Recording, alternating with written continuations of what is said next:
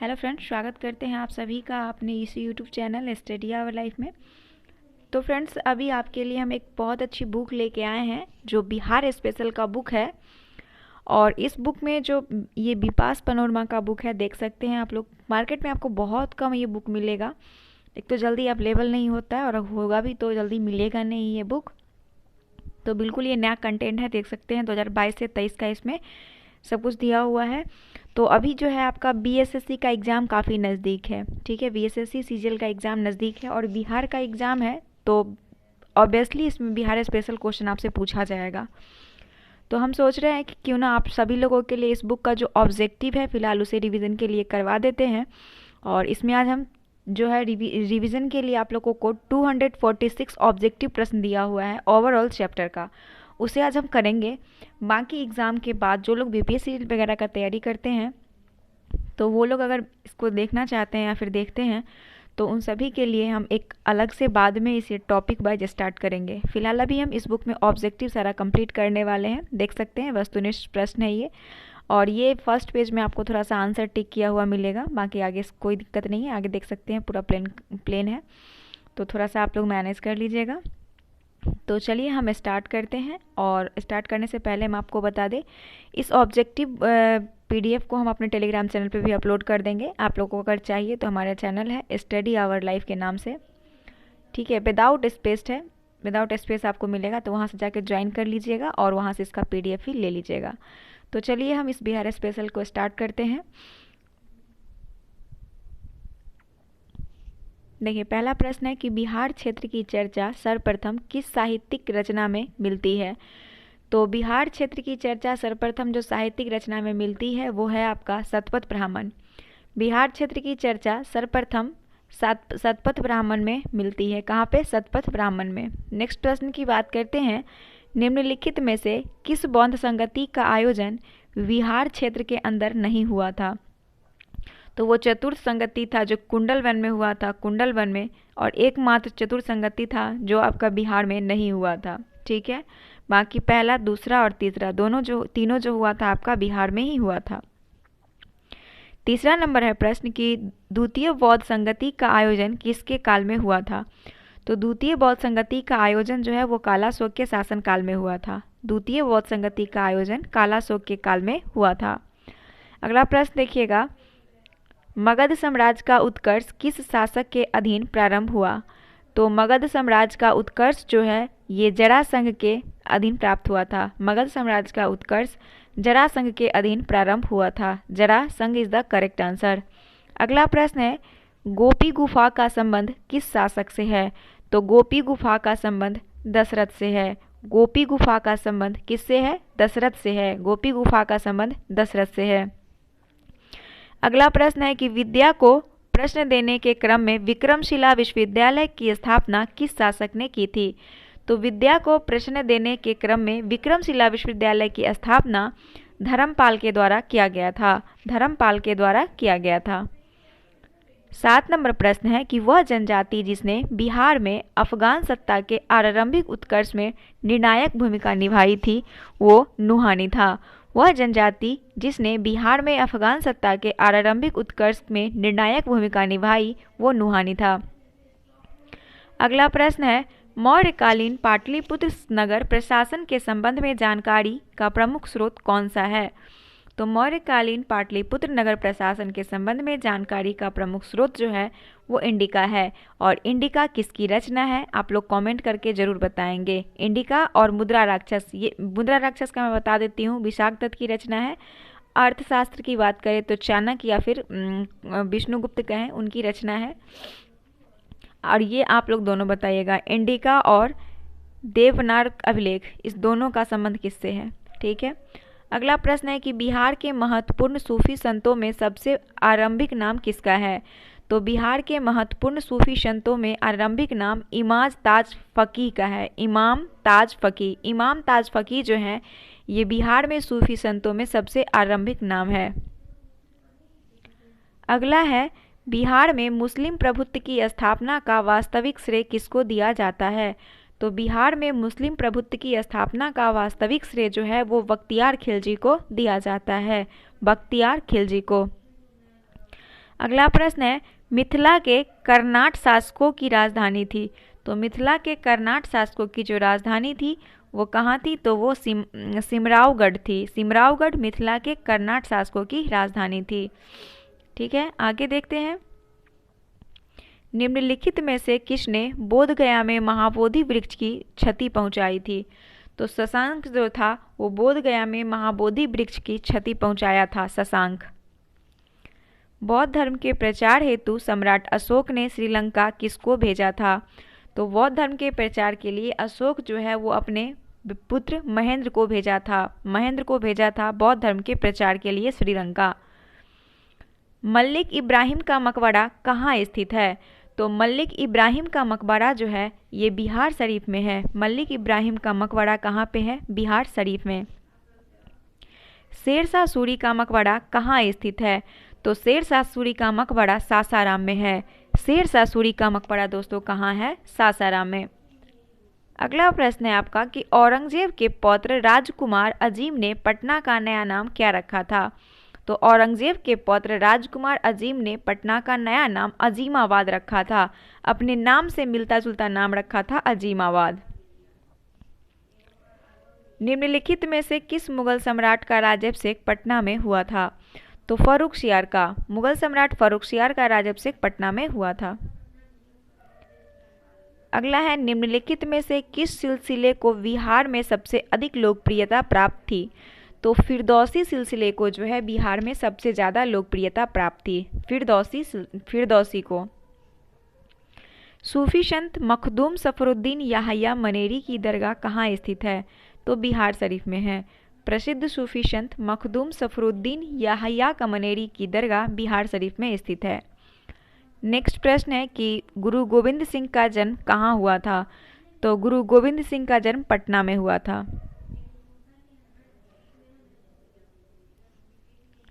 निम्नलिखित में से कौन से यूरोपीय व्यापारी बिहार के क्षेत्र में सर्वप्रथम आए थे? तो बिहार में सर्वप्रथम आने वाला यूरोपीय व्यापारी था पुर्तगाली। कौन था? पुर्तगाली। अगला है, निम्नलिखित में से किस युद्ध के पश्चात ईस्ट इंडिया कंपनी का बंगाल पर शासन स्थापित हो गया? तो इस प्रश्न का आंसर हो जाएगा आपका, कह रहा है कि किस युद्ध के पश्चात ईस्ट इंडिया कंपनी का बंगाल पर शासन स्थापित हो गया था? तो वो बक्सर का युद्ध था। उसके बाद इसका जो है कौन सा आंसर हो गया आपका? बक्सर का युद्ध। तो बक्सर के युद्ध के पश्चात ईस्ट इंडिया कंपनी पर का बंगाल पर शासन स्थापित हो गया। सॉरी, बक्सर का युद्ध है ना, राइट आंसर बक्सर का युद्ध। बक्सर के युद्ध के बाद जो है, बक्सर का युद्ध मैं यहाँ पे लिख देती हूँ। बक्सर के युद्ध के बाद ईस्ट इंडिया कंपनी का बंगाल पर शासन स्थापित हो गया। ठीक है, बक्सर के युद्ध के पश्चात ईस्ट इंडिया कंपनी का बंगाल पर शासन स्थापित हो गया। ठीक है, अगला प्रश्न है 23 नंबर। 1770 में बिहार के लिए गठित लगान परिषद का अध्यक्ष कौन है? यानी कि रेवेन्यू काउंसिल ऑफ पटना। 1770 की बात है। 1770 में बिहार के लिए गठित लगान परिषद का अध्यक्ष कौन था? तो इस प्रश्न का आंसर आपका जेम्स अलेक्जेंडर हो जाएगा। 1770 में बिहार के लिए गठित लगान परिषद का अध्यक्ष जेम्स अलेक्जेंडर था। 24 नंबर प्रश्न देखिए कि 1772 में ईस्ट इंडिया कंपनी के कोर्ट ऑफ डायरेक्टर्स के आदेश पर वॉरेन हेस्टिंग ने किसको बिहार के रायना की उपाधि प्रदान की थी? तो कल्याण सिंह को। 1772 में ईस्ट इंडिया कंपनी के कोर्ट ऑफ डायरेक्टर्स के आदेश पर वॉरेन हेस्टिंग्स ने कल्याण सिंह को बिहार के रायन की उपाधि प्रदान की थी। बिहार के रायन की उपाधि। नेक्स्ट प्रश्न है 25 नंबर। निम्नलिखित में से किसके द्वारा 1906 में पृथक बिहार की मांग के समर्थन में एक पुस्तिका प्रस्तुत की गई थी? एक पुस्तिका। तो इस प्रश्न का आंसर हो जाएगा आपका, एक तो सच्चिदानंद सिन्हा थे और दूसरा महेश नारायण थे। 1906 में पृथक बिहार की मांग के समर्थन के लिए सच्चिदानंद सिन्हा और महेश नारायण के समर्थन में एक पुस्तिका प्रस्तुत की गई थी। सच्चिदानंद सिन्हा और महेश नारायण, तो ऑप्शन डी हो जाएगा। 26 नंबर प्रश्न है कि बिहार प्रदेश कांग्रेस कमेटी का प्रथम अध्यक्ष कौन था? तो बिहार प्रदेश कांग्रेस कमेटी का प्रथम अध्यक्ष जो था वो हसन इमाम था। कौन? हसन इमाम। बिहार प्रदेश कांग्रेस कमेटी का प्रथम अध्यक्ष हसन इमाम था। अगला है, पटना में 1857 के विद्रोह का प्रारंभ किसके नेतृत्व में हुआ था? तो 1857 का विद्रोह जो पटना में आरंभ हुआ था, इसका नेतृत्व किए थे पीर अली। पटना से पीर अली इसका नेतृत्व किए थे।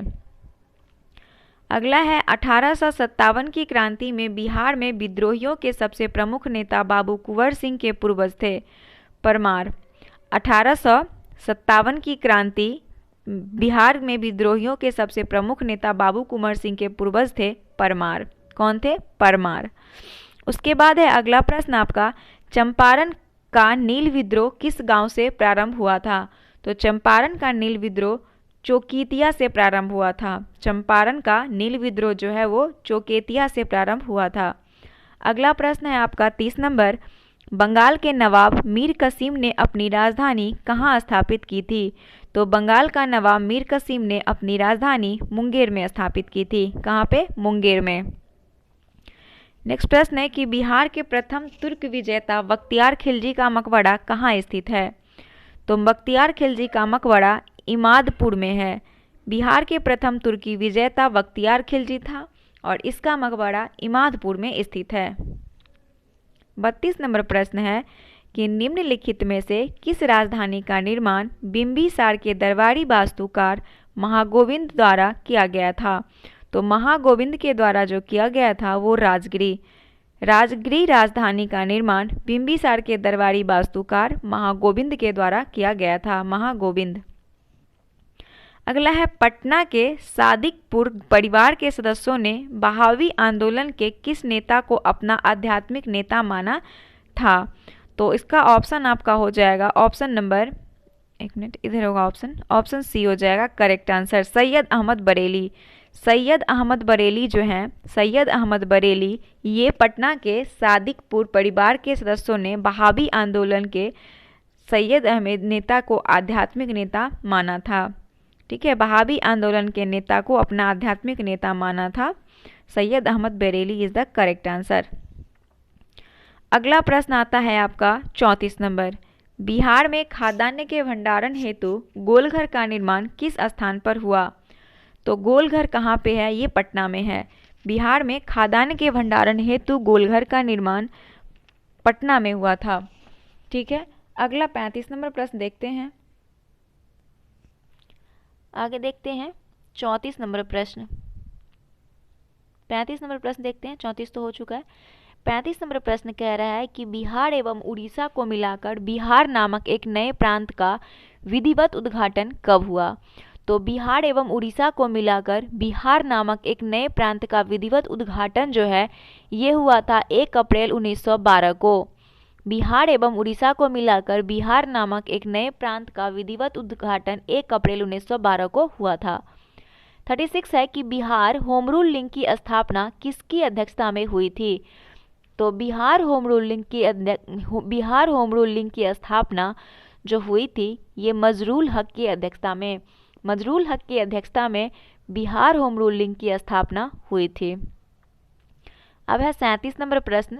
37 नंबर प्रश्न कह रहा है कि मुजफ्फरपुर के जिला जज किंग्सफोर्ड की हत्या के प्रयास में उनकी फिटन यानी सवारी पर बम फेंका गया।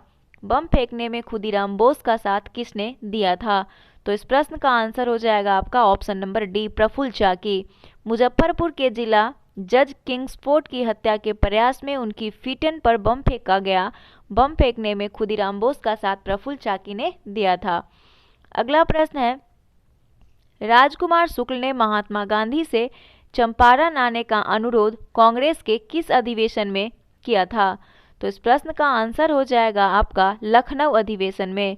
राजकुमार शुक्ल जब लखनऊ अधिवेशन में गए थे तो वहां महात्मा गांधी से मिले थे और वहीं उनकी मुलाकात होती है, तब जाके वो वहां पे चंपारण आने के लिए उन्हें निमंत्रण देते हैं। ठीक है, तो ऑप्शन लखनऊ अधिवेशन इज द करेक्ट आंसर। अगला प्रश्न है 39 नंबर, महात्मा गांधी के चंपारण सत्याग्रह के कारण बिहार के तत्कालीन उपराज्यपाल एडवर्ड अल्बर्ट गेट ने किसकी अध्यक्षता में एक जांच समिति का गठन किया?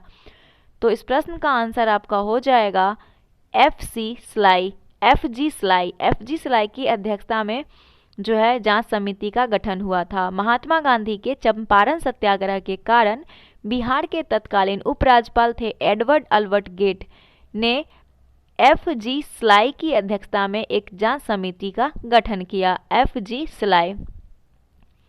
आगे देखते हैं 40 नंबर प्रश्न। असहयोग आंदोलन के समय सदाकत आश्रम से द मदरलैंड नामक अखबार का प्रकाशन किसने प्रारंभ किया था? तो मजरूल हक ने। असहयोग आंदोलन के समय सदाकत आश्रम से द मदरलैंड नामक अखबार का प्रकाशन मजरूल हक ने किया था। किसने? मजरूल हक ने। नेक्स्ट प्रश्न देखते हैं 41 नंबर। अखिल भारतीय कांग्रेस का वार्षिक अधिवेशन 1922 ईस्वी में गया में किसकी अध्यक्षता में हुआ था? तो ये जो अध्यक्षता हुआ था चित्तरंजन दास की अध्यक्षता में। अखिल भारतीय कांग्रेस का वार्षिक अधिवेशन 1922 में गया में चित्तरंजन दास की अध्यक्षता में हुआ था। चित्तरंजन दास की अध्यक्षता में हुआ था। नेक्स्ट प्रश्न आता है 42 नंबर।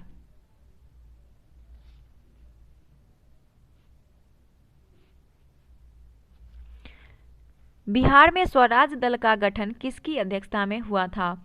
तो बिहार में स्वराज दल का गठन जो है वो नारायण प्रसाद की अध्यक्षता में हुआ था। बिहार में स्वराज दल का गठन नारायण प्रसाद की अध्यक्षता में हुआ था।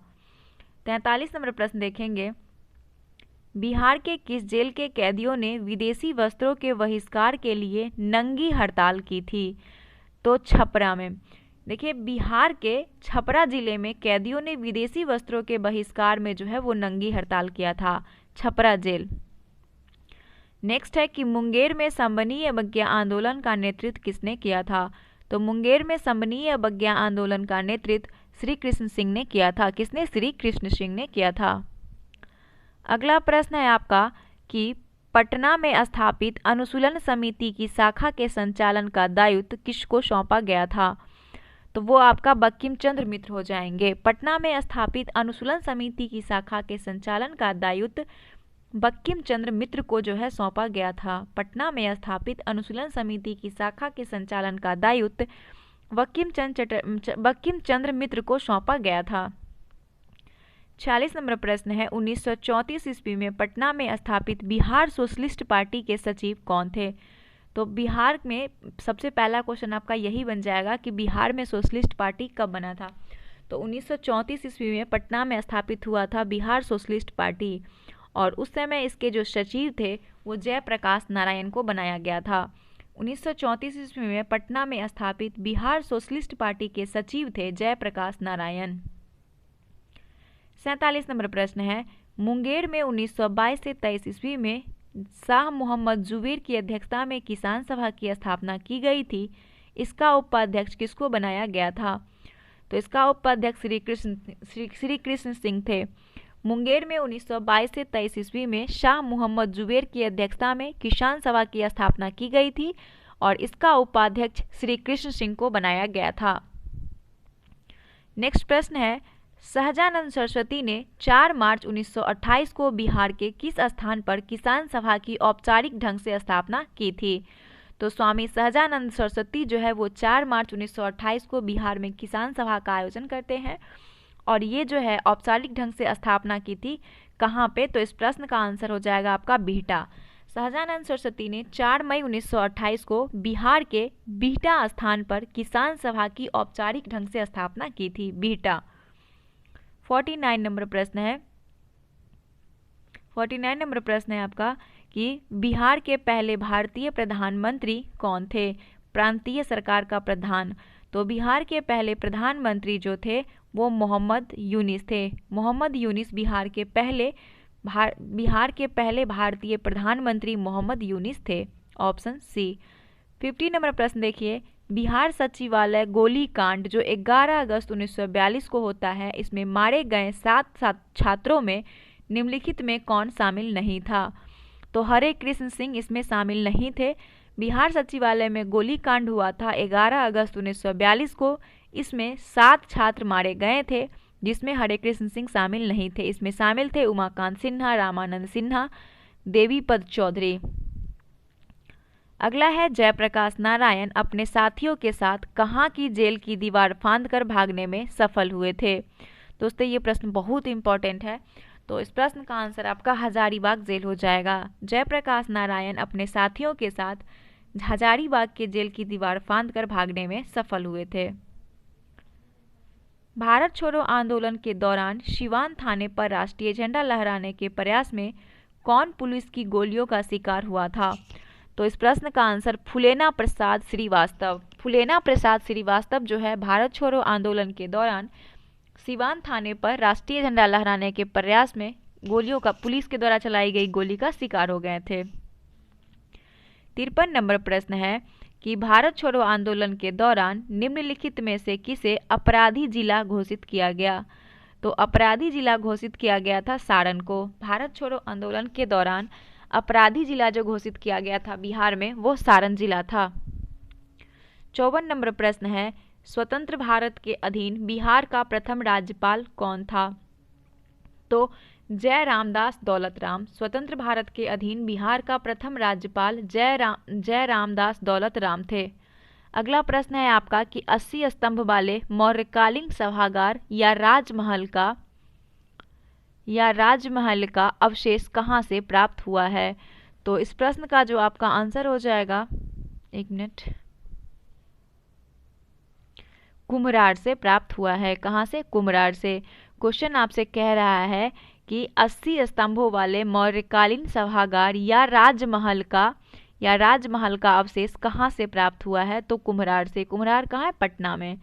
अगला प्रश्न आता है 56 नंबर, निम्नलिखित में से किस स्थान पर प्राप्त अशोक स्तंभ के शीर्ष पर सांड निर्मित है?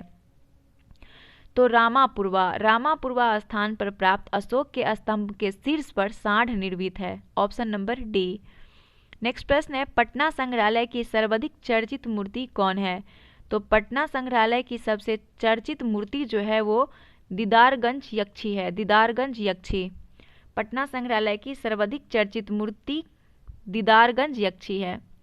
नेक्स्ट प्रश्न है 58 नंबर,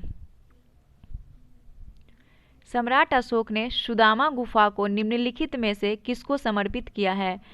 तो इसकी अगर हम बात करें तो आजीवक को। सम्राट अशोक ने सुदामा गुफा को आजीवक को समर्पित किया है। 59 है महत्वपूर्ण पुरातात्विक स्थल या कवि विद्यापति का जन्म स्थल बिस्फीग्राम बिहार के किस जिले में स्थित है? तो बिस्फीग्राम जो है ये बिहार के मधुबनी जिले में है और यहाँ पे कवि विद्यापति का ये जन्म स्थल है और ये पुरातात्विक स्थल भी है। तो प्रश्न है आपसे कि महत्वपूर्ण पुरातात्विक स्थल या कवि विद्यापति का जन्म स्थल बिस्फीग्राम बिहार के किस जिले में है? तो मधुबनी में है। 60 नंबर प्रश्न है मुगल शैली का बिहार में सबसे सुंदर उदाहरण जहांगीर के शासनकाल में बिहार के प्रांतपति इब्राहिम खां कगार द्वारा निर्मित शाह दौलत का मकबरा कहाँ स्थित है? तो शाह दौलत का मकबरा मनेर में है। मनेर में स्थित है। मुगल शैली का बिहार में सबसे सुंदर उदाहरण जहांगीर शासनकाल में बिहार के प्रांतपति इब्राहिम खां काकर द्वारा निर्मित शाह दौलत का मकबरा मनेर में है। अगला प्रश्न है 61 नंबर, पटना कलम के अंतर्गत निर्मित चित्रों में सामान्यतः किस विषय का चित्रण हुआ है? तो पटना कलम में बिहार का सामान्य जनजीवन है। पटना कलम के अंतर्गत निर्मित चित्रों में सामान्यतः विषय जो है वो बिहार का सामान्य जनजीवन है। नेक्स्ट है 62 नंबर प्रश्न, मधुबनी चित्रकला बिहार के किस क्षेत्र में लोकप्रिय है? तो मधुबनी चित्रकला बिहार के जो प्रसिद्ध है वो मिथिलांचल में मधुबनी चित्रकला जो है ये प्रचलित है, मतलब लोकप्रिय है। 63 नंबर प्रश्न देखेंगे, बौद्ध धर्म की महायान शाखा का ग्रंथ प्रज्ञापरमिता को किस शैली की चित्रकला के चित्रों का आधार बनाया गया है? तो इस प्रश्न का आंसर आपका होगा पाल चित्रकला का आधार बनाया गया है। बौद्ध धर्म की महायान शाखा का ग्रंथ है प्रज्ञापरमिता को पाल चित्रकला शैली के चित्रों का आधार बनाया गया है।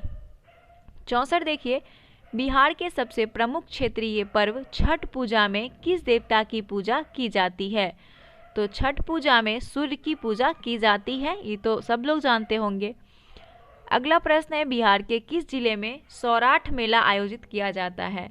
तो बिहार के किस जिले में सौराठ मेला आयोजित किया जाता है? तो मधुबनी में। बिहार के मधुबनी जिले में सौराठ मेला का आयोजन किया जाता है। अब आते हैं 66 नंबर प्रश्न पे। बांका जिले के मंदार पर्वत के नीचे किस मेले का आयोजन किया जाता है? तो यहाँ बात करें बौंसी मेला लगता है। बांका जिले के मंदार पर्वत के नीचे बौंसी मेला का आयोजन किया जाता है। बौंसी, बंदार, बांका, मंदार, याद रखिएगा, तीनों एक जैसा नाम लगता है। अगला है खुदा बख्श लाइब्रेरी किस शहर में स्थित है? तो खुदा बख्श लाइब्रेरी जो है ये पटना में है। खुदा बख्श लाइब्रेरी पटना में है। 68 नंबर है, विश्व प्रसिद्ध हरिहर पशु मेला कहाँ आयोजित किया जाता है? तो विश्व प्रसिद्ध हरिहर पशु मेला का आयोजन सोनपुर में होता है। कहाँ पे? सोनपुर में। 69 देखेंगे, उदंतपुरी विश्वविद्यालय की स्थापना किसने की थी? तो उदंतपुरी विश्वविद्यालय की स्थापना गोपाल ने की थी। गोपाल। नचारी राग का सृजन बिहार में किसने किया था? तो नचारी राग का सृजन बिहार में महाकवि विद्यापति जी ने किए थे, जो कहाँ के थे? तो मधुबनी के, जिनका जन्म मधुबनी के बिस्फी ग्राम में हुआ था। महाराजा नवल किशोर सिंह ने किस राग की रचना की थी? तो महाराजा नवल किशोर सिंह ने जिस राग की रचना की थी वो फाग था। महाराज नवल किशोर सिंह ने फाग राग की रचना की थी। निम्नलिखित में से कौन सा नाम पटना का नहीं रहा? तो पटना का नाम जो इसमें से नहीं रहा वो पालनपुर था। यानी कि कुसुमपुर, अजीमाबाद, पुष्पपुर, ये सभी पटना का पुराना नाम था। कुसुमपुर, अजीमाबाद, पुष्पपुरी। अगला है, लौंडा नृत्य बिहार के किस जिले में अत्यधिक प्रचलित है? तो लौंडा नृत्य जो है ये बिहार के भोजपुर जिले में अत्यधिक प्रचलित है। लौंडा नृत्य बिहार के भोजपुर जिले में है। नेक्स्ट प्रश्न है, बिहार राजभाषा विभाग द्वारा भिखारी ठाकुर स्मृति पुरस्कार किस क्षेत्र में उत्कृष्ट योगदान के लिए प्रदान किया जाता है? तो ये आपका रंगमंच एवं लोक कला। बिहार राजभाषा विभाग द्वारा भिखारी ठाकुर स्मृति पुरस्कार जो है ये रंगमंच एवं लोक कला के उत्कृष्ट योगदान के लिए प्रदान किया जाता है। 75 देखेंगे, निम्नलिखित में से कौन सा बिहार के पारिवारिक उत्सवों से जुड़ा एक लोक नाट्य है? तो डोमकच।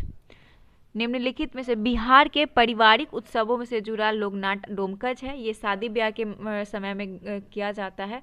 बहुत जगह पे होता भी है, आप लोग जानते होंगे, जिनके यहाँ होता होगा वो लोग जानते होंगे। ठीक है, अगला प्रश्न आता है आपका 76 नंबर प्रश्न। निम्नलिखित में से कौन सी बिहार राज्य की भौगोलिक स्थिति है? अब आता है बिहार राज्य की भौगोलिक स्थिति की बात।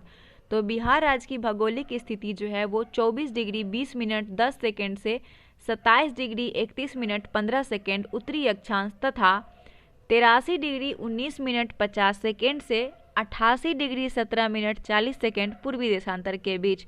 तो उत्तरी अक्षांश और पूर्वी देशांतर दोनों का आप याद रखिएगा। ठीक है, 24 डिग्री 20 मिनट से 27 डिग्री 31 उत्तरी अक्षांश और 83 डिग्री 19 मिनट से 88 डिग्री 17 मिनट पूर्वी देशांतर के बीच। ये है बिहार का भौगोलिक स्थिति। नेक्स्ट प्रश्न आता है आपका 77 नंबर। बिहार का क्षेत्रफल कितना है? तो बिहार का क्षेत्रफल है 94,163 वर्ग किलोमीटर। बिहार का क्षेत्रफल है 94,163 वर्ग किलोमीटर बिहार का क्षेत्रफल है। अगला है, बिहार की उत्तर से दक्षिण तक अधिकतम लंबाई कितनी है? तो बिहार के उत्तर से दक्षिण की अधिकतम लंबाई की अगर हम बात करें तो 345 किलोमीटर बिहार की उत्तर से दक्षिण की लंबाई है। उत्तर से दक्षिण की लंबाई कितनी है? 345 किलोमीटर। अगला प्रश्न है, क्षेत्रफल की दृष्टि से बिहार का देश में कौन सा स्थान है? तो क्षेत्रफल की दृष्टि से बिहार का देश में 13वां स्थान है। पूरे देश में अगर देखा जाए तो क्षेत्रफल की दृष्टि से बिहार का 13वां स्थान है। 80 नंबर प्रश्न है कि उत्तरी बिहार का मैदान निम्नलिखित में से किस काल से संबंधित है? तो उत्तरी बिहार का मैदान जो है इसका संबंध चतुर्थ कल्प से है। चतुर्थ कल्प, उत्तरी बिहार का मैदान चतुर्थ कल्प काल से संबंधित है। 81 नंबर प्रश्न है, निम्नलिखित में से कौन सा उपविभाग बिहार व नेपाल के बीच सीमा बनाता है? तो कौन सा उपविभाग है जो बिहार व नेपाल के बीच सीमा बनाता है? तो वो है आपका सोमेश्वर श्रेणी। सोमेश्वर श्रेणी उपविभाग बिहार व नेपाल के बीच सीमा बनाता है। सोमेश्वर श्रेणी। 82 नंबर प्रश्न है, दक्षिण बिहार के मैदान में निम्नलिखित में से कौन सी पहाड़ी स्थित नहीं है? तो ये सोमेश्वर की पहाड़ी स्थित नहीं है।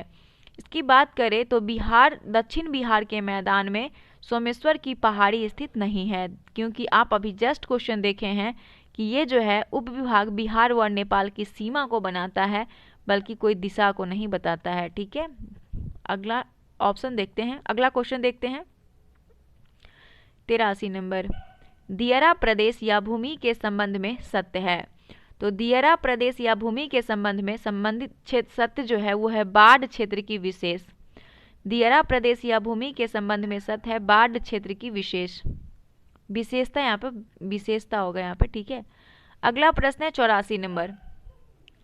84 नंबर प्रश्न है कि बिहार की जलवायु है, तो बिहार की कैसी जलवायु है? मानसूनी जलवायु है। बिहार में मानसूनी जलवायु है। बिहार में कैसी जलवायु है? मानसूनी।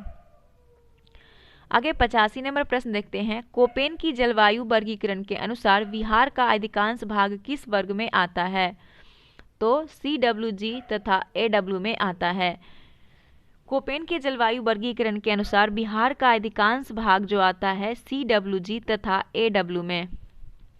अगला प्रश्न देखते हैं, बिहार में मानसून कब आता है? तो बिहार में मानसून जो है वो जून के मध्य में आता है। बिहार में मानसून जून के मध्य में आता है। अगला प्रश्न है, बिहार में सर्वाधिक वर्षा किस जिले में होती है? तो बिहार में सबसे ज़्यादा वर्षा किशनगंज में होती है। किशनगंज में सबसे ज़्यादा वर्षा होती है। बिहार किस जिले में सबसे गर्म स्थान है? बिहार के किस जिले में सबसे गर्म स्थान है? तो गया सबसे गर्म भी और सबसे ठंडा भी है। बिहार का गया जिला सबसे ज़्यादा गर्म और सबसे ज़्यादा ठंडा है। अगला है 89 नंबर प्रश्न, पूर्णिया और सहरसा जिले के कोसी क्षेत्र में मुख्यतः कौन सी मिट्टी पाई जाती है? तो पूर्णिया और सहरसा क्षेत्र के क्षेत्र में जो है मिट्टी पाई जाती है वो मिट्टी है आपका खादर मिट्टी। खादर मिट्टी सहरसा और उसके क्षेत्र में पाई जाती है। 90 नंबर प्रश्न देखेंगे। 90 नंबर प्रश्न है, निम्नलिखित में से कौन सी मिट्टी बिहार में गंगा के उत्तरी मैदान में पाई जाती है? तो बाल सुंदरी मिट्टी जो है बिहार में गंगा के उत्तरी मैदान में पाई जाती है। 91 नंबर प्रश्न देखते हैं, बिहार में दक्षिणी गंगा के मैदान में निम्नलिखित में से कौन सी मिट्टी पाई जाती है? तो करेल कैवाल। बिहार के दक्षिणी गंगा के मैदान में करेल कैवाल मिट्टी पाई जाती है। करेल कैवाल। अगला प्रश्न है, बिहार में गंगा नदी में निम्नलिखित में से कौन सी नदी दक्षिण दिशा से नहीं मिलती है? तो महानंदा जो है वो दक्षिण दिशा से नहीं मिलती है। बिहार में गंगा नदी महानंदा जो है वो नदी दक्षिण दिशा से नहीं मिलती है। महानंदा नदी दक्षिण दिशा से गंगा में नहीं मिलती है। अब देखेंगे 93 नंबर प्रश्न। यहाँ पे आपको मैचिंग करना है। एक तरफ नदी का नाम है, दूसरी तरफ उसका उद्गम स्थल दिया हुआ है, तो इसे मिलाना है। तो चलिए मिलाते हैं। सरयू का उद्गम स्थल नामपा नेपाल है। गंडक का हो जाएगा आपका मानगमोट या कुतांग, बिल्कुल करेक्ट है। सोन का उद्गम स्थल हो जाएगा आपका अमरकंटक और कोसी का गोसाई धाम। तो बिल्कुल आपका जो है वो सभी आमने सामने ही करेक्ट दिया हुआ है, तो इसका ऑप्शन सी करेक्ट हो जाएगा। 1 2 3 4। अब 94 नंबर प्रश्न को देखेंगे। निम्नलिखित में से किस नदी को बिहार का शोक कहते हैं? तो कोसी को जो है कोसी को बिहार का शोक कहा जाता है। कोसी को बिहार का शोक कहा जाता है। अगला है, बिहार में पुनपुन नदी उत्तर पूर्वी दिशा में बहती हुई किस स्थान पर गंगा नदी में मिल जाती है? तो इसकी अगर हम बात करें तो फतुहा के बारे में आप लोग जानते होंगे। बिहार का पुनपुन नदी जो है उत्तर पूर्वी दिशा में बहती हुई फतुहा स्थान पर गंगा नदी में मिल जाती है। अगला है, ककोलत जलप्रपात किस जिले में स्थित है? तो ककोलत जो है ये बिहार के नवादा जिले में है। ककोलत बिहार के नवादा जिले में है। अगला है 97, निम्नलिखित में से कौन सा जलकुंड बिहार के मुंगेर जिले में स्थित नहीं है? तो बिहार के मुंगेर जिले में स्थित जलकुंड नहीं है, वो है आपका ब्रह्मकुंड। लक्ष्मण कुंड, सीता कुंड, ऋषि कुंड ये सभी है, लेकिन ब्रह्मकुंड जो है ये बिहार के मुंगेर जिले में नहीं है। तो ये ब्रह्मकुंड की बात करें, ये कहाँ पे है दोस्तों? ये राजगीर में है। और एक सुनते हैं कि गुजरात में भी है, क्या वो राइट है क्या? एक गुजरात में भी सुनते हैं ब्रह्मकुंड है। तो आप लोग ज़रा बताइएगा कमेंट करके, ठीक है। अगला है 98 नंबर प्रश्न कि बिहार में सिंचाई का सबसे प्रमुख साधन क्या है?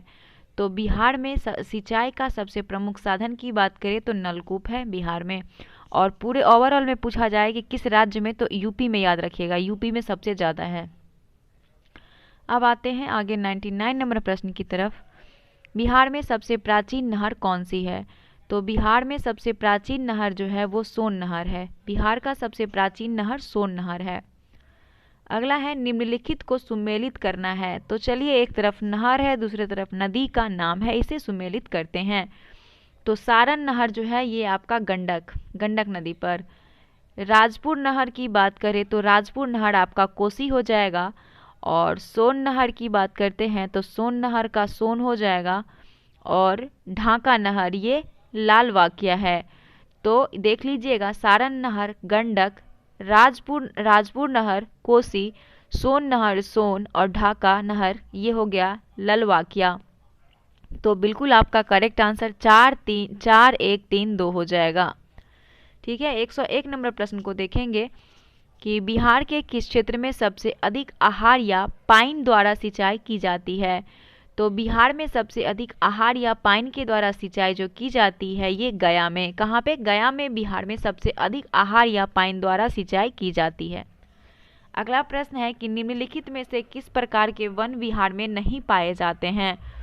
तो सदाबहार वन जो है दोस्तों बिहार में नहीं पाया जाता है। सदाबहार वन बिहार में नहीं पाया जाता है।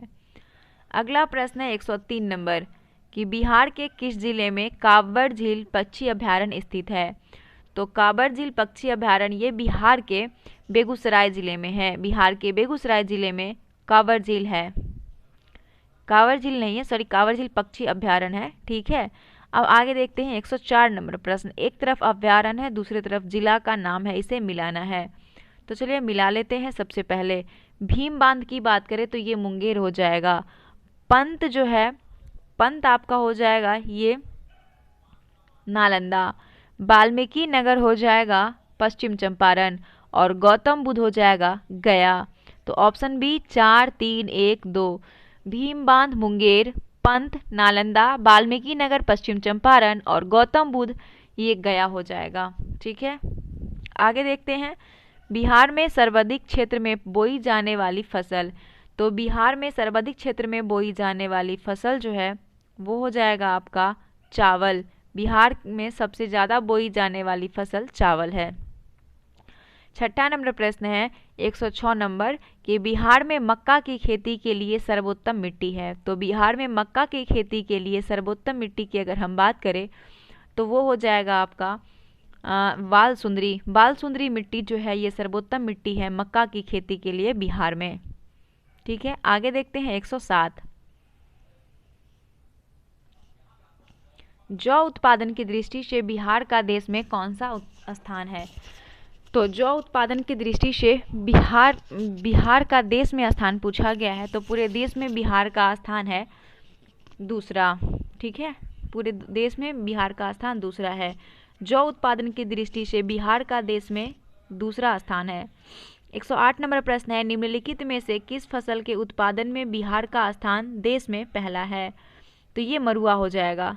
मरुआ का साग सभी लोग जानते होंगे कि मरुआ उत्पादन में जो है बिहार का स्थान देश में पहला है। पूरे देश में पहले स्थान पर है मरुआ उत्पादन में बिहार। अगला है 109 नंबर आलू उत्पादन की दृष्टि से बिहार का कौन सा क्षेत्र भारत में प्रसिद्ध है? तो ये बिहार शरीफ है। आलू उत्पादन की दृष्टि से बिहार का क्षेत्र जो है वो बिहार शरीफ क्षेत्र भारत में प्रसिद्ध है आलू उत्पादन के लिए। 110 देखेंगे कि बिहार में जूट सर्वाधिक किस जिले में पैदा किया जाता है? तो जूट जो पैदा किया जाता है ये सबसे ज़्यादा पूर्णिया में होता है। कहाँ पे? पूर्णिया में। बिहार में जूट सर्वाधिक पूर्णिया जिला में किया जाता है।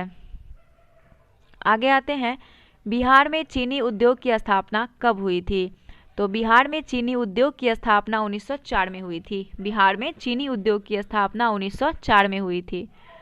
नेक्स्ट प्रश्न है 112 नंबर बिहार रेशम एवं वस्त्र संस्थान कहाँ केंद्रित है? तो बिहार रेशम एवं वस्त्र संस्थान जो केंद्रित है ये भागलपुर में है। बिहार रेशम या वस्त्र संस्थान भागलपुर में है। नेक्स्ट है, बिहार में रेशमी वस्त्रों का उत्पादन मुख्यतः कहाँ से किया जाता है? तो ये भागलपुर से। बिहार में रेशमी वस्त्रों का उत्पादन मुख्य रूप से भागलपुर से किया जाता है। नेक्स्ट प्रश्न है कि बिहार में तंबाकू एवं बीड़ी पत्ता उद्योग का प्रमुख केंद्र दिलवारपुर किस जिले में स्थित है? तो बिहार में तंबाकू और बीड़ी पत्ता का उद्योग प्रमुख केंद्र दिलवारपुर है और ये दिलवारपुर जो है मुंगेर में है। दिलवारपुर कहाँ पे? मुंगेर में। नेक्स्ट प्रश्न आता है 115 नंबर कि बिहार में कालीन एवं गलीचा निर्माण के लिए प्रसिद्ध है। तो ओबरा। बिहार में कालीन एवं गलीचा निर्माण के लिए ओबरा प्रसिद्ध है। क्या प्रसिद्ध है? ओबरा। 116 देखेंगे, बिहार में माल ढुलाई डब्बे तैयार करने के लिए भारत बैंगन एवं इंजीनियरिंग लिमिटेड की स्थापना कहाँ की गई? तो ये मोकामा में। बिहार में माल ढुलाई डब्बे तैयार करने के लिए भारत बैंगन एवं इंजीनियरिंग लिमिटेड की स्थापना मोकामा में की गई। मोकामा कहाँ है? भागलपुर में है। 117, भारत सरकार के प्रबंध में बिहार के किस स्थान पर तेल शोधक कारखानों की स्थापना की गई? तो देखिए ये जो हुआ था आपका बरौनी में। भारत सरकार के प्रबंध में बिहार के बरौनी जिले में तेल शोधक कारखाने की स्थापना की गई है बरौनी में।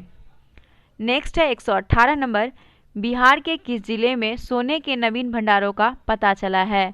तो सोने का नए भंडारे का पता चला है ये मुंगेर में। बिहार के मुंगेर जिले में सोने के नवीन भंडारों का पता चला है।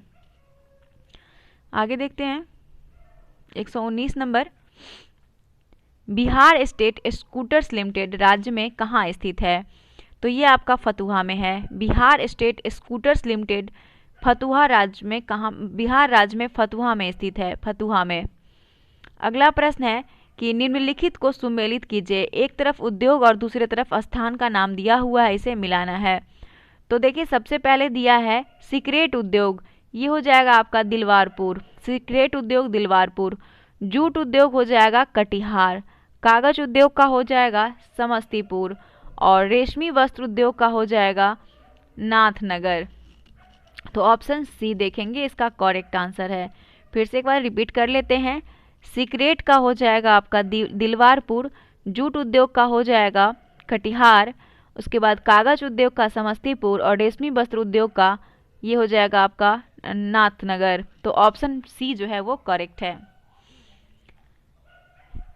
121 नंबर देखेंगे, बिहार में प्रथम रेल मार्ग का निर्माण कब हुआ था? तो बिहार में रेल मार्ग का जो निर्माण है सबसे पहले 1860 से 62 में हुआ था। बिहार में 1860 से 62 में। नेक्स्ट है रेल मार्ग की दृष्टिकोण से बिहार का देश में कौन सा स्थान है? तो रेल मार्ग की दृष्टिकोण से बिहार का 8वां स्थान है। 23 देखेंगे, हाल ही में बनाया गया रेल क्षेत्र पूर्व मध्य रेलवे का मुख्यालय कहाँ है? तो इस प्रश्न का आंसर आपका हाजीपुर हो जाएगा। पूर्व मध्य रेलवे का मुख्यालय हाजीपुर में है। नेक्स्ट है कि निम्नलिखित में से कौन सी ग्रैंड कार्ड रेलवे लाइन है? तो ग्रैंड कार्ड रेलवे लाइन की अगर हम बात करें तो ये आपका हो जाएगा आसनसोल, धनबाद, सासाराम और मुगलसराय। ये बी जो है बिल्कुल करेक्ट है। ये ग्रैंड कार्ड रेलवे लाइन है आसनसोल, धनबाद, सासाराम और मुगलसराय। अगला देखेंगे, बिहार राज्य की प्रथम रेलवे का नाम क्या है? तो बिहार राज्य के प्रथम रेलवे का नाम जो है वो ईस्ट इंडिया रेलवे है। ईस्ट इंडिया रेलवे बिहार राज्य के प्रथम रेलवे का नाम है। उच्च स्तरीय विक्रमशिला सेतु का निर्माण गंगा नदी पर बिहार के किस जिले में किया गया?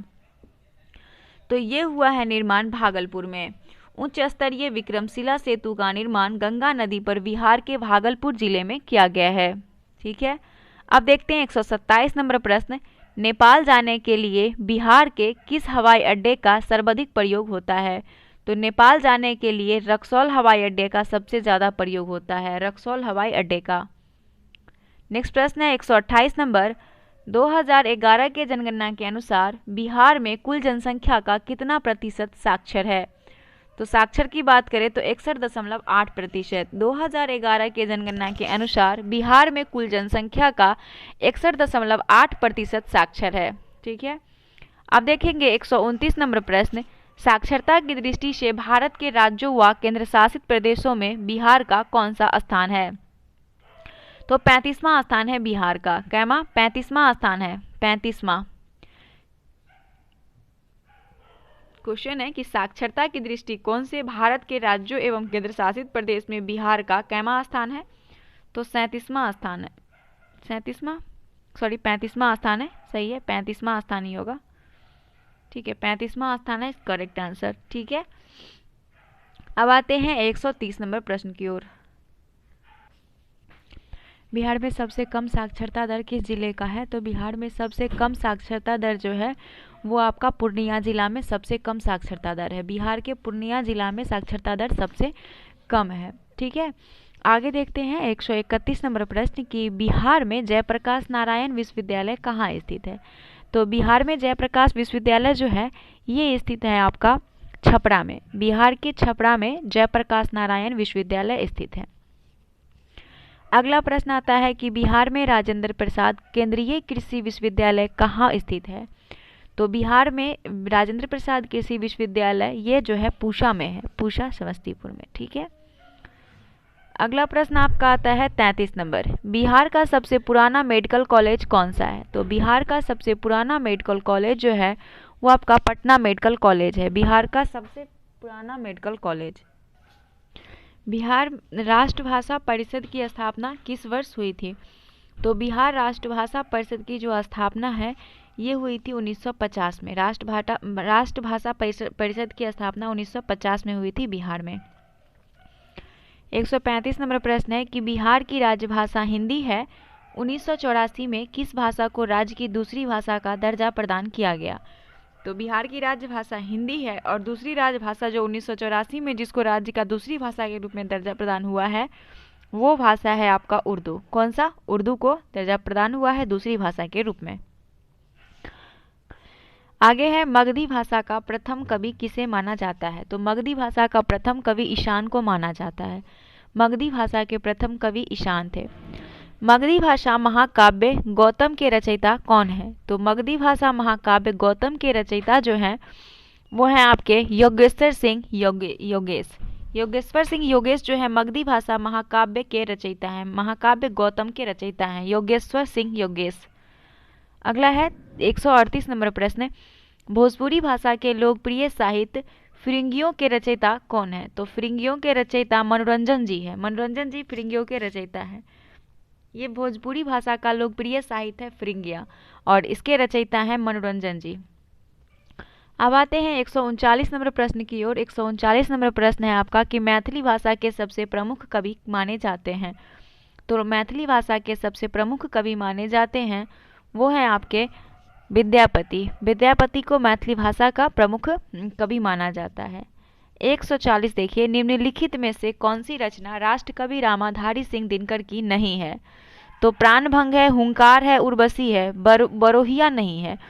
बरोहिया जो रचना है ये रामधारी सिंह दिनकर की नहीं है।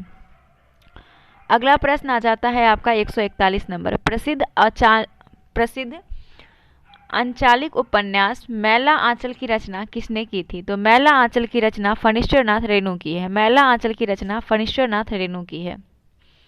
142 से अंग्रेजी कविता शैली सॉनेट का सर्वप्रथम प्रयोग उर्दू में किस बिहारी कवि ने किया था? तो अंग्रेजी कविता शैली सॉनेट का सर्वप्रथम प्रयोग उर्दू भाषा में जो राष्ट्रकवि किए थे वो थे आपके अजीमुद्दीन अहमद। अजीमुद्दीन अहमद ने सबसे पहले सॉनेट का प्रयोग किया था। ठीक है, आप देखते हैं 143, हाँ सही है। आगे देखते हैं 143 नंबर प्रश्न, बिहार के पहले अंग्रेजी अखबार दी बिहार हेराल्ड का 1875 ईस्वी में किसके द्वारा प्रकाशन आरंभ किया गया था? तो बिहार के पहले अंग्रेजी अखबार है जिसका नाम है दी बिहार हेराल्ड और 1875 में इसका प्रकाशन जो हुआ था वो गुरु प्रसाद सेन के द्वारा। गुरु प्रसाद सेन ने इसका प्रकाशन 1875 में किया था। अब देखते हैं 144, अंग्रेजी अखबार दी बिहारी, अंग्रेजी अखबार दी बिहारी के स्थान पर 15 जुलाई 1918 से किस अंग्रेजी अखबार का प्रकाशन प्रारंभ हुआ? तो दी सर्चलाइट। देखिए, अंग्रेजी अखबार दी बिहारी के स्थान पर 15 जुलाई 1918 से अंग्रेजी अखबार का प्रकाशन दी सर्चलाइट आरंभ हुआ, दी सर्चलाइट। 145 है, हिंदुस्तान टाइम्स के पटना संस्करण की शुरुआत 1985 ईस्वी में किस पुराने अंग्रेजी दैनिक के स्थान पर की गई? तो इसकी अगर हम बात करें तो वो हो जाएगा आपका दी सर्चलाइट। हिंदुस्तान टाइम्स के पटना संस्करण की शुरुआत 1985 ईस्वी में दी सर्चलाइट पुराने अंग्रेजी दैनिक के स्थान पर की गई। 46 नंबर प्रश्न है, बिहार का पहला हिंदी समाचार पत्र जो 1874 में पटना से प्रकाशित हुआ वो कौन था? तो वो था बिहार बंधु। बिहार बंधु बिहार का पहला हिंदी समाचार पत्र था जो 1874 में पटना से प्रकाशित हुआ था। अगला है, साहित्यिक पत्रिका किरण का प्रकाशन 1948 में कहाँ से शुरू किया गया था? तो किरण जो है एक साहित्यिक पत्रिका था जिसका प्रकाशन 1948 में होता है। और ये जो प्रकाशन कहाँ से होता है? तो दरभंगा से। साहित्यिक किरण का जो प्रकाशन है 1948 में दरभंगा से होता है। किरण का प्रकाशन 1948 में दरभंगा से होता है। 148 है, बिहार से प्रकाशित हिंदी मासिक बालक किस नगर से प्रकाशित होता है? बालक का प्रकाशन जो है ये पटना से होता है। बिहार से प्रकाशित हिंदी मासिक बालक जो है ये पटना नगर से प्रकाशित होता है। अगला है 49, बिहार से प्रकाशित जागो बहन नामक त्रैमासिक पत्रिका की संरक्षिका कौन है? तो त्रैमासिक जो एक पत्रिका थी जिसका नाम था जागो बहन, इस पत्रिका का संरक्षिका की बात करें तो राबड़ी देवी थी। कौन थी? राबड़ी देवी। अगला है, बिहार में सर्वप्रथम किस बैंक की स्थापना हुई थी? तो बिहार में जिस बैंक की स्थापना हुई थी वो बैंक है आपका इलाहाबाद बैंक। बिहार में सबसे पहले इलाहाबाद बैंक का स्थापना हुआ था। 151 देखिए, बंगाल तथा उड़ीसा से पूर्णतः पृथक करके बिहार को एक स्वतंत्र इकाई कब बनाया गया? तो बंगाल तथा उड़ीसा से पूर्णतः पृथक करके बिहार को एक स्वतंत्र इकाई जो बनाया गया, ये बनाया गया था आपका 1936 में। बंगाल उड़ीसा से पूर्णतः पृथक करके बिहार को एक स्वतंत्र इकाई 1936 में बनाया गया। बिहार विधानसभा की कुल सदस्य की संख्या कितनी है? तो बिहार विधानसभा में कुल सदस्य की संख्या 243 है। बिहार विधानसभा की कुल सदस्य संख्या 243 है। बिहार में पहली बार राष्ट्रपति शासन कब लागू हुआ था? तो बिहार में पहली बार राष्ट्रपति शासन 1968 में लगा था। बिहार में सबसे पहले 1968 में राष्ट्रपति शासन लगा था। अगला है, सर्वोच्च न्यायालय के मुख्य न्यायाधीश बनने वाले बिहार के प्रथम न्यायाधीश कौन थे? तो बिहार के प्रथम न्यायाधीश की अगर हम बात करें तो बिहार के प्रथम न्यायाधीश थे भूपेश्वर प्रसाद सिन्हा। जो सर्वोच्च न्यायालय के न्यायाधीश बनने वाले बिहार के पहले व्यक्ति थे भूपेश्वर प्रसाद सिन्हा। नेक्स्ट देखते हैं, अविभाजित बिहार के कुल कितने जिलों को संगठित करके नए राज्य झारखंड को 15 नवंबर 2000 को गठन किया गया? तो ये 18 अविभाजित बिहार के कुल 18 जिलों को संगठित करके नए राज्य झारखंड को 15 नवंबर 2000 ईस्वी में गठन किया गया। 15 नवंबर 2000 को 18 जिलों को संगठित करके। 56 नंबर है, बिहार के किस प्रमंडल का मुख्यालय मुजफ्फरपुर है? तो मुजफ्फरपुर जो है वो तिरहुत का प्रमंडल है। बिहार के तिरहुत प्रमंडल का मुख्यालय मुजफ्फरपुर है। ठीक है, अब आते हैं 157, बिहार पंचायत समिति एवं जिला परिषद अधिनियम बिहार में किस तिथि से लागू किया गया था? तो ये लागू हुआ था 2 अक्टूबर 1963 से। बिहार पंचायत समिति एवं जिला परिषद अधिनियम बिहार में 2 अक्टूबर 1963 से लागू हुआ था। अगला है, देश को स्वतंत्रता मिलने के समय बिहार का मुख्यमंत्री कौन था? तो जब हमारा देश आज़ाद हुआ था उस समय बिहार के जो मुख्यमंत्री बने थे वो बने गए थे श्री कृष्ण सिंह। मुख्यमंत्री थे श्री कृष्ण सिंह। नेक्स्ट है, बिहार की पहली महिला मुख्यमंत्री कौन है? तो बिहार की पहली महिला मुख्यमंत्री राबड़ी देवी। राबड़ी देवी बिहार की पहली महिला मुख्यमंत्री थी। 160 है कि बिहार के प्रथम मुस्लिम राज्यपाल कौन थे? तो बिहार के प्रथम मुस्लिम राज्यपाल जाकिर हुसैन थे। जो बिहार के पहले मुस्लिम राज्यपाल थे जाकिर हुसैन। बिहार में यादव भूस्वामियों की सेना का क्या नाम है? तो बिहार में यादव भूस्वामियों के सेना का नाम लोरिक सेना है। क्या नाम है? लोरिक सेना। जनगणना 2011 के अनुसार बिहार की कुल जनसंख्या है। तो जनगणना 2011 के अनुसार बिहार की कुल जनसंख्या जो है ये है 10,40,99,452। 163 देखेंगे। 163 नंबर प्रश्न है आपका कि जनसंख्या की दृष्टि से बिहार का देश में कौन सा स्थान है। तो जनसंख्या की दृष्टि से बिहार का तीसरा स्थान है। जनसंख्या की दृष्टि से बिहार का देश में तीसरा स्थान है। बिहार में 2001 से 2011 के दौरान जनसंख्या वृद्धि कितनी थी। तो बिहार में 2001 से 2011 के दौरान जनसंख्या वृद्धि 25.4% थी। 25.4%। 165 नंबर देखते हैं। जनगणना 2011 के अनुसार राज्य में ग्रामीण जनसंख्या का प्रतिशत है। तो ग्रामीण जनसंख्या का प्रतिशत 88.7% है।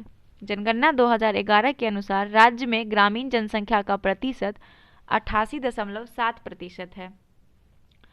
अगला है कि जनगणना 2011 में बिहार राज्य के नगरीय जनसंख्या का प्रतिशत क्या है। तो बिहार राज्य का नगरीय जनसंख्या 11.3% है। 2011 के जनगणना के अनुसार बिहार राज्य का नगरीय जनसंख्या 11.3% है।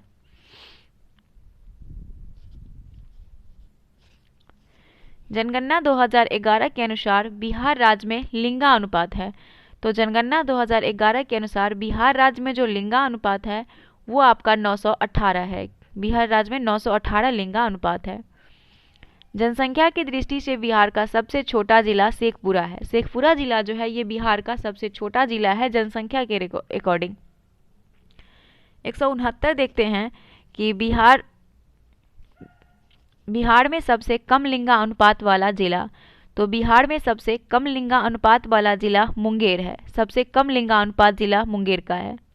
बिहार में सबसे अधिक लिंगा अनुपात वाला जिला गोपालगंज है। तो सबसे कम मुंगेर और सबसे ज़्यादा गोपालगंज का लिंगा अनुपात है। 171 देखिए। बिहार में न्यूनतम महिला साक्षरता दर वाला जिला। तो बिहार में न्यूनतम महिला साक्षरता दर वाला जिला की अगर हम बात करें तो वो सहरसा है। बिहार में सबसे कम जनसंख्या घनत्व वाला जिला। तो बिहार में सबसे कम जनसंख्या घनत्व वाला जिला कैमूर भभुआ है। कैमूर भभुआ। जनसंख्या घनत्व की दृष्टि से शिवहर जिले का बिहार में कौन सा स्थान है। तो जनसंख्या घनत्व की दृष्टि से शिवहर जिले का बिहार में पहला स्थान है। जनसंख्या घनत्व की दृष्टि से शिवहर जिले का बिहार में पहला स्थान है। ठीक है। आगे देखिए 74 नंबर प्रश्न कि निम्नलिखित में से किस जिले में महिलाओं की संख्या पुरुषों की संख्या से अधिक है। तो गोपालगंज में। गोपालगंज जिले में महिलाओं की संख्या से पुरुषों की संख्या अधिक है। 175 में देखेंगे। 175 नंबर प्रश्न है कि जनगणना 2011 के अनुसार बिहार में महिला साक्षरता है। तो बिहार का महिला साक्षरता जो है वो हो जाएगा आपका 51.5%। 51.5% महिला साक्षरता है बिहार में 2011 के जनगणना के अकॉर्डिंग। अगला है बिहार राज्य में वहाँ की कुल जनसंख्या के कितने प्रतिशत लोग अनुसूचित जातियों के हैं। तो यहाँ पे 15.92%। बिहार राज्य में 15.92% जनसंख्या के प्रतिशत जो है मतलब कुल जनसंख्या के 15.92% लोग अनुसूचित जाति हैं। कुल जनसंख्या का 15.92% जो है वो अनुसूचित जनजाति है। 77 देखिए। बिहार के बौद्ध स्थलों के विकास के लिए किस देश द्वारा ओवरसीज इकोनॉमी को ऑपरेशन फंड से 125 करोड़ रुपया की आर्थिक सहायता दी गई। तो ये जापान से। बिहार के बौद्ध स्थलों के विकास के लिए जापान देश के द्वारा ओवरसीज इकोनॉमी को ऑपरेशन फंड से 125 करोड़ रुपया की आर्थिक सहायता दी गई। नेक्स्ट है 178 में कि समस्तीपुर मुजफ्फरपुर रेलखंड पर सोनपुर रेल मंडल के किस रेलवे स्टेशन का नामकरण बिहार के पूर्व मुख्यमंत्री कर्पूरी ठाकुर के नाम पर कर्पूरी ग्राम रेलवे स्टेशन किया गया। तो ये हो जाएगा आपका पितोझिया इसका करेक्ट आंसर। पितोझिया जो है पितोझिया, मैं लिख देती हूँ यहाँ पे पितोझिया। ये जो है पितौजिया समस्तीपुर मुजफ्फरपुर रेलखंड पर सोनपुर रेलखंड के पितौजिया रेलवे स्टेशन का नामकरण बिहार के पूर्व मुख्यमंत्री कर्पूरी ठाकुर के नाम पर कर्पूरी ग्राम रेलवे स्टेशन रखा गया। ये समस्तीपुर में पड़ता है, ठीक है। पितौजिया इज द करेक्ट आंसर। 79 देखते हैं।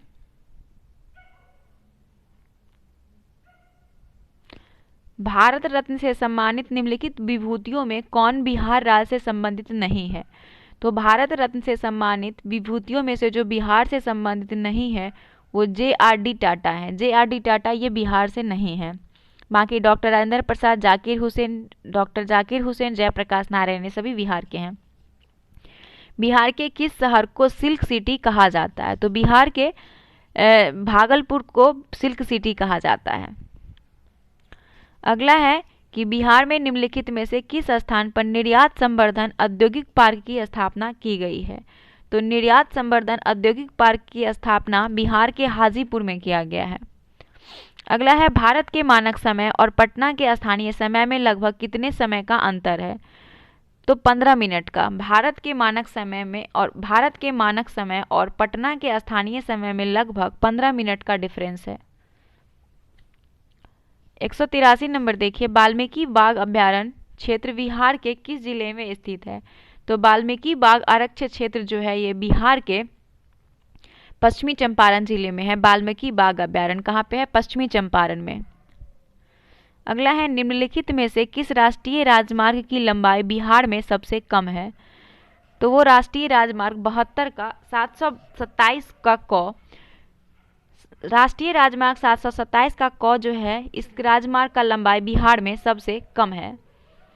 आगे देखते हैं 85 नंबर। बिहार में महावीर कैंसर संस्थान कहाँ स्थित है? तो बिहार में महावीर कैंसर संस्थान जो है ये कहाँ पे स्थित है? तो ये स्थित है आपका फुलवारी में। बिहार में महावीर कैंसर संस्थान भी फुलवारी में है। 186 देखिए। बिहार से पृथक झारखंड राज्य कब अस्तित्व में आया? तो झारखंड जो है ये 15 नवंबर 2000 को अस्तित्व में आता है बिहार से अलग होकर, ठीक है। अब देखिए निम्नलिखित में से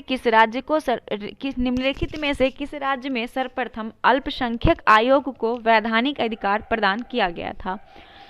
तो वैधानिक अधिकार प्रदान किया गया था बिहार में, ठीक है। बिहार राज्य में सर्वप्रथम अल्पसंख्यक आयोग को वैधानिक अधिकार प्रदान किया गया था।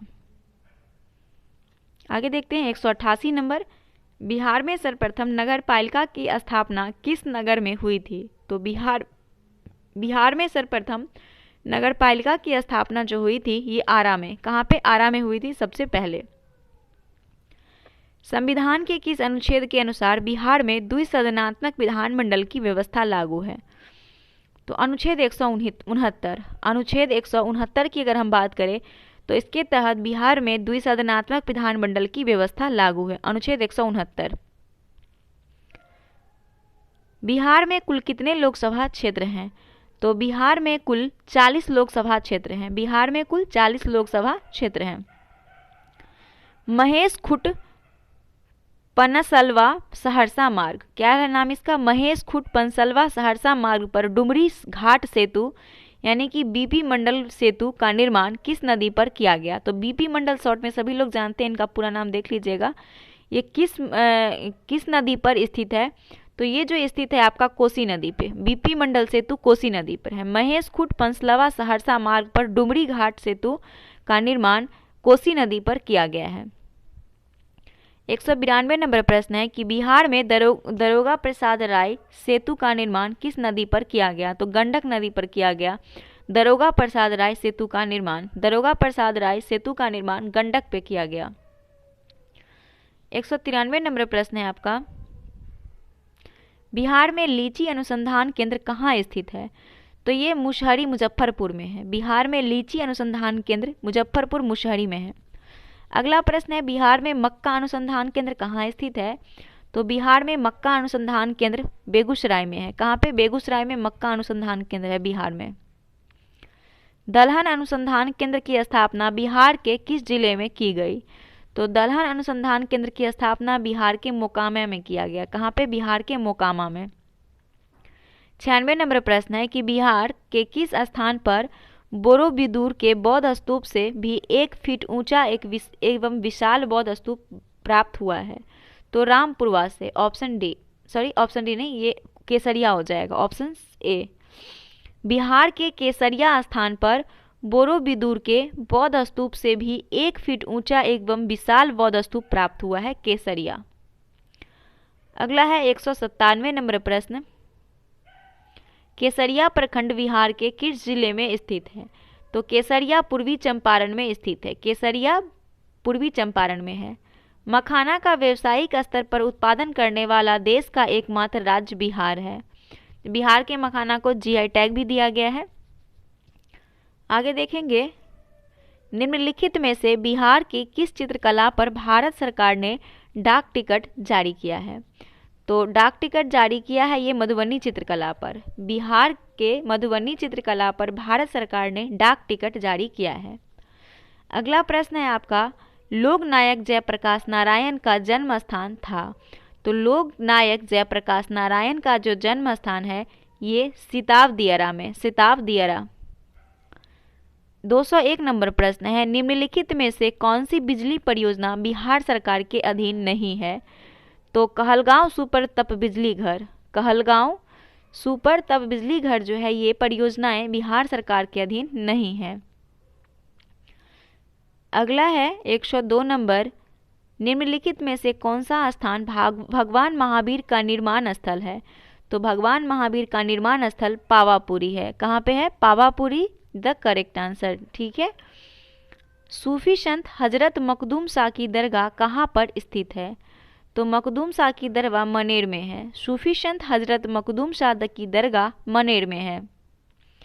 आगे देखते हैं 204 नंबर, भीम बांध गर्म जल कुंड किस जिले में स्थित है? तो भीम बांध गर्म जल कुंड जो है यह स्थित है आपका मुंगेर में। भीम बांध गर्म जल कुंड मुंगेर में है। अगला है 205 नंबर प्रश्न, बिहार के सुप्रसिद्ध संत मखदूम साहब के पत्रों का संकलन किस नाम से प्रसिद्ध है? तो ये है मकतूबाते सदी। बिहार के सुप्रसिद्ध संत मखदूम शाह के पत्रों का संकलन मकतूबाते सदी के नाम से प्रसिद्ध है, मकतूबाते सदी से प्रसिद्ध है। बिहार का अंतिम अफगान सुल्तान कौन था? तो बिहार का अंतिम अफगान सुल्तान दाऊद खां करारानी था, करारानी। बिहार का अंतिम अफगान सुल्तान दाऊद खां करारानी था। 207 देखिए, 18वीं शताब्दी में बिहार किस उद्योग का चर्चित केंद्र रहा है? तो 18वीं शताब्दी में बिहार सोरा उद्योग का चर्चित केंद्र रहा है, सोरा। गया में विष्णुपाद मंदिर का निर्माण 1787 ईस्वी में किसने कराया था? तो रानी अहिल्याबाई के द्वारा गया में विष्णुपाद मंदिर का निर्माण 1787 में किया गया था। गया में विष्णुपाद मंदिर का निर्माण 1787 में रानी अहिल्याबाई के द्वारा करवाया गया था। अगला है, पटना में गोलघर का निर्माण किस गवर्नर जनरल के समय हुआ था? तो पटना के गोलघर का निर्माण लॉर्ड कर्नवालिस के समय हुआ था, कर्नवालिस के समय। बिहार के सुप्रसिद्ध वहाबी नेताओं में निम्नलिखित में से किसे आजीवन कारावास की सजा मिली थी? तो अहमदुल्ला को, अहमदुल्ला को जो है आजीवन कारावास मिला था, जो कि बिहार के सुप्रसिद्ध वहाबी नेताओं में से एक था और इसे जो है आजीवन कारावास की सजा मिली थी। 211 देखिए, कुंवर सिंह द्वारा अंग्रेजों पर सबसे बड़ी विजय पाने वाले दिन को बिहार में कुंवर सिंह दिवस के रूप में मनाया जाता है। यह विजय दिवस किस दिन मिली थी? तो यह विजय दिवस 23 अप्रैल 1858 को मिली थी, 23 अप्रैल 1858। कुंवर सिंह द्वारा अंग्रेजों पर सबसे बड़ी विजय पाने वाले दिन को बिहार में कुंवर सिंह दिवस के रूप में मनाया जाता है और यह विजय जो है 23 अप्रैल 1858 को मिली थी। अगला आता है कि बिहार आने वाले निम्नलिखित विदेशी यात्रियों को उनके देश के साथ सुमेलित कीजिए। तो चलिए मिलाते हैं, यहाँ पे ऑप्शन नंबर देख लेते हैं। तो ऑप्शन हो जाएगा आपका ऑप्शन नंबर ए 3 4 2 1। लिख लेते हैं 3 4 2 1। चलिए मिला लेते हैं। इत सिंह की बात करें तो ये चीन से था, पीटर मुंडी इंग्लैंड का था, मोहम्मद सादिक ये आपका हॉलैंड का था और मैनरिक की बात करें तो ये ईरान का था। तो ठीक है, ये आपका विदेशी यात्री और उसका देश का सही सुमेलित था, आप लोग मिलान कर लीजिएगा, ठीक है। आगे देखते हैं 213 नंबर प्रश्न, बिहार आने वाले निम्नलिखित चर्चित विदेशी यात्रियों में सबसे पहले कौन आया था?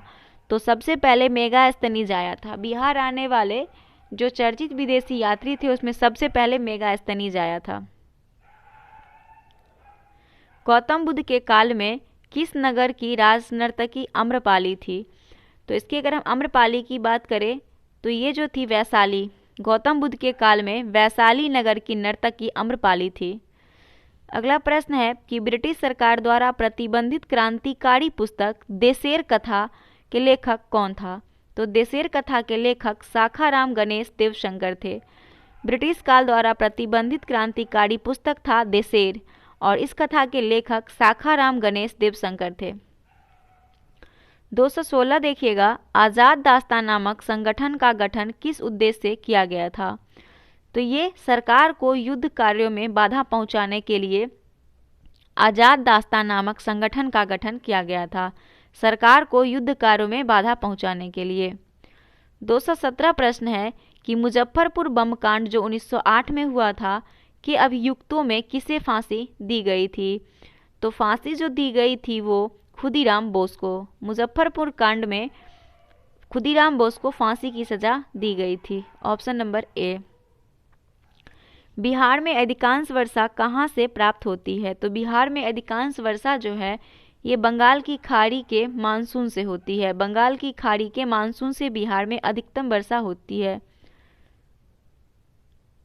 बिहार की अर्थव्यवस्था का मुख्य आधार क्या है? तो बिहार की अर्थव्यवस्था का मुख्य आधार कृषि है। बिहार किस शहर में सबसे अधिक पर्यटक आते हैं? तो बिहार के बोध गया में सबसे ज़्यादा पर्यटक आते हैं क्योंकि ये ऐतिहासिक शहर के नाम से भी जाना जाता है। अगला है कि बिहार का नामकरण किस रचना में सर्वप्रथम प्रयुक्त हुआ है? तो बिहार का नामकरण की अगर हम बात करें तो ये जो है आपका तबाकत नासरी जो है इसमें बिहार का नामकरण सर्वप्रथम प्रयुक्त हुआ है, तबाकत नासरी में। अगला है बुद्धिस्ट सर्किट नामक पथ का निर्माण परियोजना में किस देश का सहयोग प्राप्त हुआ?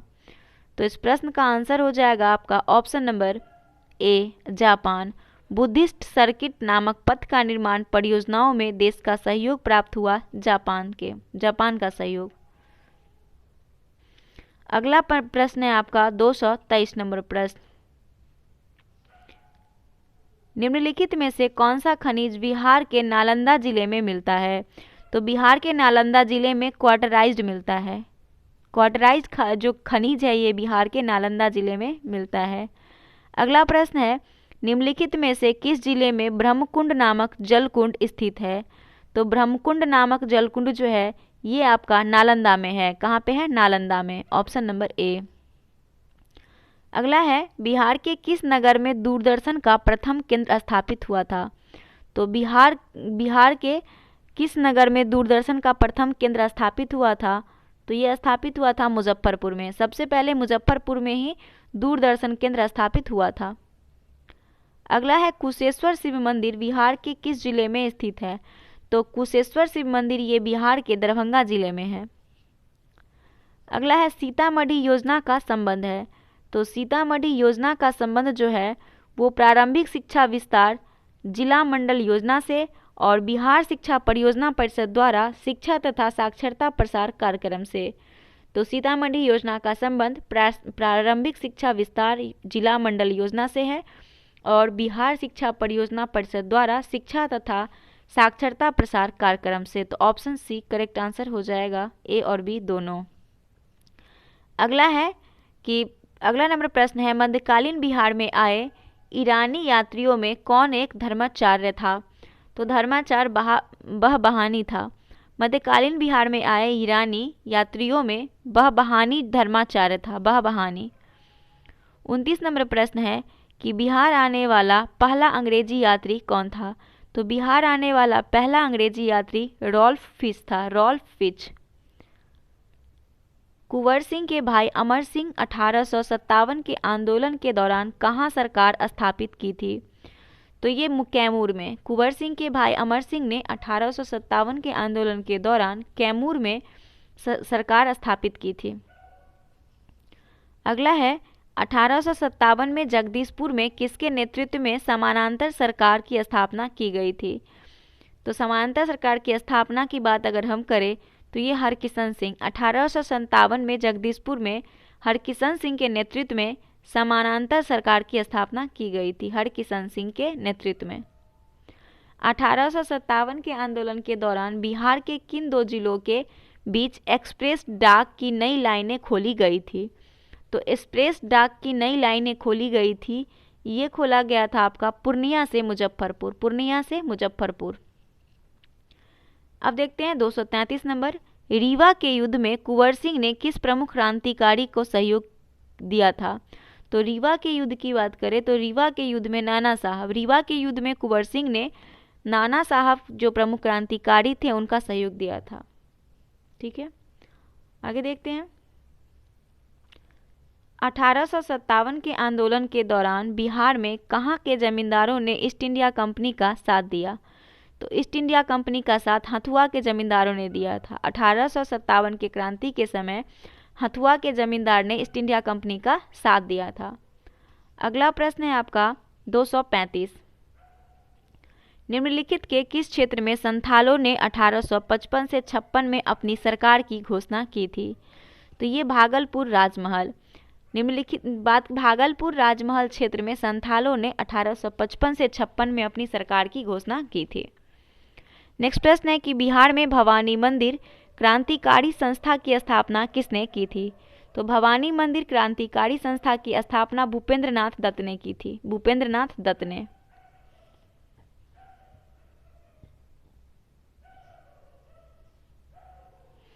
जानकीधारी प्रसाद द्वारा बिहार के किस जिले में होम रूल लिंग की स्थापना की गई थी?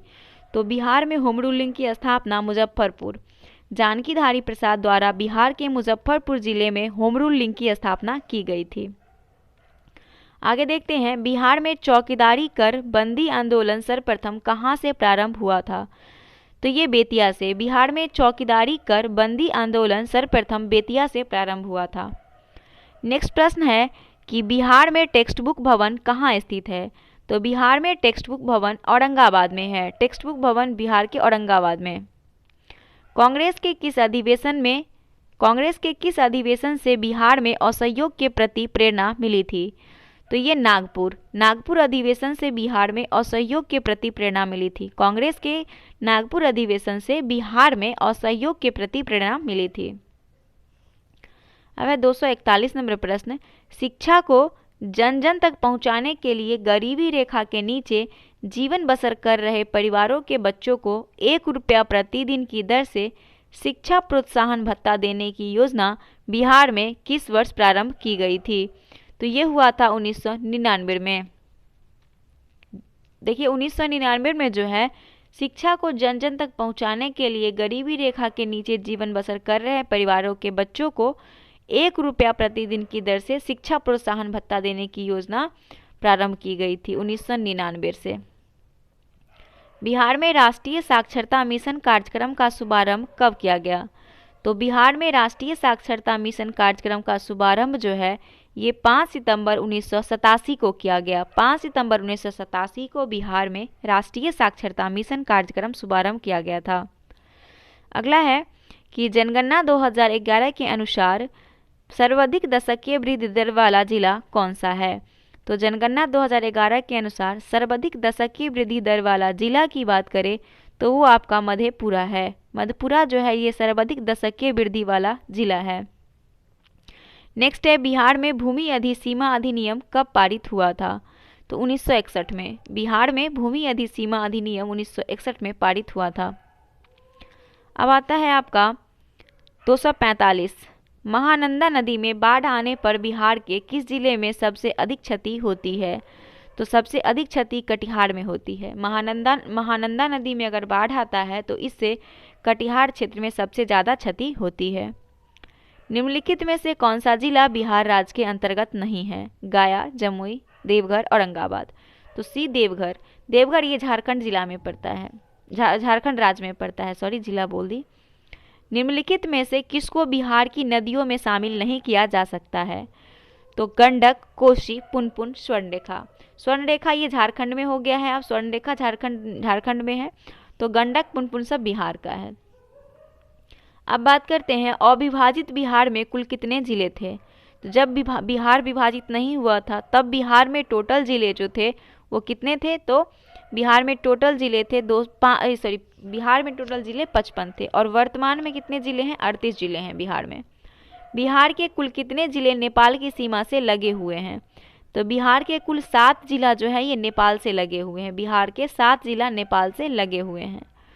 नेक्स्ट एंड लास्ट प्रश्न है आपका कि बिहार पुनर्गठन विधेयक 2000 को भारत के राष्ट्रपति की स्वीकृति किस तिथि को प्राप्त हुई। तो बिहार पुनर्गठन विधेयक 2000 को भारत के राष्ट्रपति की स्वीकृति 28 अगस्त 2000 को मिली थी, 28 अगस्त 2000 को।